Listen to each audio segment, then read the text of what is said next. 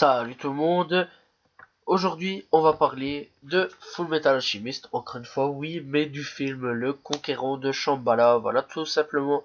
Alors c'est le premier film d'animation de Fullmetal Alchemist qui sert de suite et de fin de la série de l'anime en 2003, qui se base vaguement sur l'histoire du manga, voilà, mais très vaguement parce que c'est pas la même chose par rapport à Brotherhood, j'en ai déjà parlé. Donc ça se déroule 2 ans après la série. Et ça se déroule principalement en Allemagne, voilà, en 1923, et donc à Lior, à Central City et à la ville souterraine oubliée. Donc c'est à l'époque de d'Hitler, voilà, à peu près, hein, voilà, à peu près, c'est vraiment époque hitlérienne et tout. Donc Alphonse Elric et Edouard sont après avoir passé la porte, eh ben ils vont tout faire pour essayer de se retrouver l'un l'autre. Et ça va pas se passer comme prévu, donc voilà, il y a des méchants, il y a des gentils bien sûr, donc va y avoir la guerre et tout simplement. Ça va être un petit peu le bordel avant qu'ils essayent de se retrouver ou qu'ils se retrouvent. Voilà, ça je vais pas en parler, c'est pas à moi à parler de ça. Toujours les homonculus, voilà, s'il y a des vivants ou des morts, toujours à voir, ouais, donc ouais, je pense que ouais, sûrement.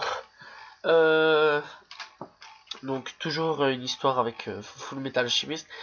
Alors ça va être beaucoup plus difficile à comprendre, je pense, voilà, parce que d'un côté il y a la chimie, donc dans le monde d'Alphonse, ouais, d'Alphonse, tant que je me souvienne, et de l'autre il y a pas d'alchimie, il y a rien du tout, c'est juste de la magie en fait, voilà, tout simplement.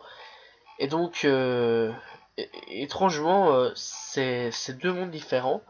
Alors on dirait le monde des morts en fait, parce qu'on retrouve des personnages décédés, mais qui sont gentils en fait, et qui sont là en fait et tout.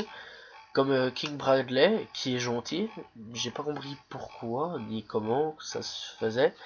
Voilà, bon c'est pas vraiment un spoil, on s'en bat les couilles un petit peu de ça. Mais franchement, j'ai vraiment bien aimé et tout. L'histoire centrale est vraiment bien foutue. Franchement, voilà, j'ai vraiment adoré cette série-ci, comme les autres, voilà. Donc, est-ce que c'est un film à conseiller pour comprendre la suite? Parce que c'est vraiment la fin de suite, en fait, hein, voilà, donc pour dire un adieu et tout, on va dire.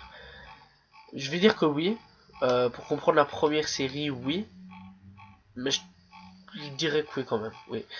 Mais est-ce que ça en valait vraiment le coup? Oui, pour dire un adieu, ok. Mais en film, non. En animé, oui. Parce que on paye déjà la série. Bon, on n'est pas forcément obligé. Mais en plus de payer la série, on paye le film. Ce qui est pas trop normal.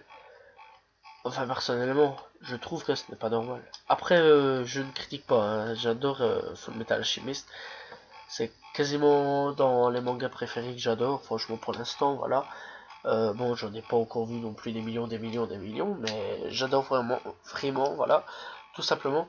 Euh, alors, franchement, il n'y a rien d'autre à dire dessus. L'aspect graphique, toujours le même, aussi beau, aussi net.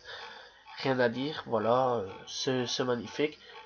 Est-ce que franchement l'histoire est bien foutue? Oui, l'histoire est bien foutue. Est-ce que c'est une bonne suite? Oui, c'est une bonne suite, voilà. Donc tout simplement, c'est tout ce qu'il y avait à dire. Je vous conseille ce film fortement. Voilà, j'espère que vous avez apprécié la vidéo. Moi je vous dis donc à la prochaine tout le monde. Et donc salut tout le monde, ciao ciao.